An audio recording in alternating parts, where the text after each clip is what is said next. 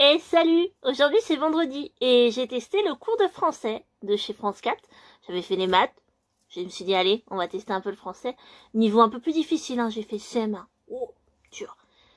Pas si facile, hein, la prof.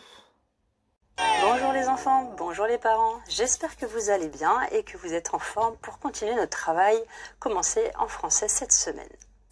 Alors, nous allons continuer avec notre texte que nous avons déjà lu et que nous allons relire une dernière fois pour retravailler dessus.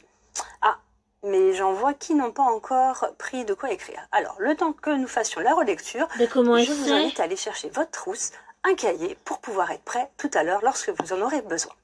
Allons-y. On peut même pas faire ce qu'on veut chez soi. La valeur de nuage. On va ajouter un préfixe et un suffixe. Bon, je l'ai ton cahier. C'est le cas dans inégalement. Oh bah, c'est plus le texte. Alors.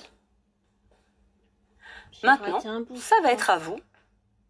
Alors, à vous de jouer. Là, ce que je vais vous demander, c'est à partir de ce mot goût, c'est d'essayer de rajouter un suffixe pour former un nouveau. Un suffixe. Attention. Un suffixe. Allez, pour ceux qui ont un petit peu du mal à trouver, je vous donne un indice. Lorsqu'il est environ 16 heures, en général, c'est ce que l'on prend. Vous avez trouvé? Une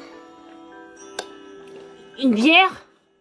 Eh oui, le goûter. Je suis sûre que certains c'est pareil. l'avaient déjà trouvé. Une bière, goûter. Alors maintenant, on boit une bière. Je vais vous demander de trouver un mot de la même famille, mais cette fois en rajoutant un préfixe.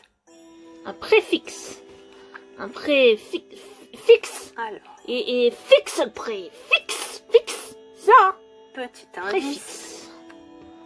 Lorsqu'on n'aime absolument pas ce qu'on est en train de goûter, on trouve ça un petit peu... c'est pas terrible. Dégueulasse. Alors du coup, ça provoque, et oui, du dégoût. Oh. Ouais, c'est pareil. Là, vraiment. Elle joue sur les mots, elle. Hein. Elle joue sur les mots. Lexical, hein, le goût. Quel que soit le temps, quel que soit le verbe, tu ne sors jamais sans son S. Ça, je suis sûre que ça fait écho, même chez les parents.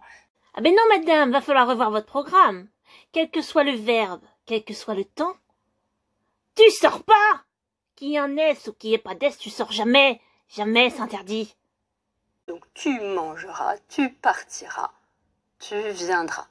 Alors là, on retrouve les caractéristiques qu'on a vues tout à l'heure, lorsque le radical ne change pas. En revanche, tu viendras. Alors, c'est quel verbe ça, tu viendras? Mais on s'en fiche, c'est interdit. Demain, tu viendras à la piscine. À la piscine, qu'est-ce que je fais? Mais c'est fermé, madame, les piscines. Oui. Faut peut-être regarder un peu les actualités. Donc là, on voit bien que... Bon, du coup, j'ai abandonné le cours de français, hein. On avait trop de désaccords avec cette enseignante. Et puis franchement, pourquoi apprendre le futur à des CM1? Apprenez-leur plutôt le conditionnel. Demain, si le déconfinement a lieu, j'irai à l'école. C'est plus dans l'actualité, non? Allez, salut!